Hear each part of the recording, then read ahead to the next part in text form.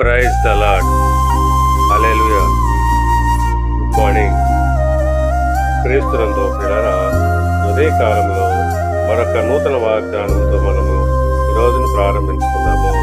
ఈనాటి దేవుని వాగ్దానము ఎఫెసీయులకు రాసిన పత్రిక 3వ అధ్యాయము 21వ వచనము. మనము అడుగు వాటన్నిటికంటేను ఊహించు వాటన్నిటికంటేను అత్యధికముగా చేయ శక్తి గల దేవునికి మహిమ కలుగును గాక. ఆమేన్. ప్రియులారా, అపోస్తలుడైన పౌలు గారు ఈ విధంగా అంటున్నాడు, మనము అడిగే వాటన్నిటికంటేను ఊహించు వాటికంటేను అత్యధికముగా చేయ శక్తి గల దేవుడని ఆయన అంటున్నాడు. అవును, నిజమే.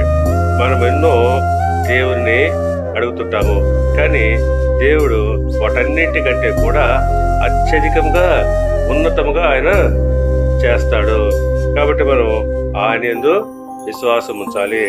ఎప్పుడైతే మనము ఆయన యందు విశ్వాసం ఉంచి అడుగుతామో తప్పకుండా ఆయన మన ఊహలకు అందని విధముగా కూడా ఆయన మనకు అనుగ్రహిస్తాడు. కాబట్టి పిల్లరా, మనము అట్టి దేవునికి ఎల్లప్పుడూ కృతజ్ఞత భావంతో ఆయనకు కృతజ్ఞతలు చెల్లిస్తూ ఉండాలి. దేవుడు మిమ్మల్ని దీవించి ఆశీర్వదించి వర్ధిల్ల చేయను గాక. ఆమేన్.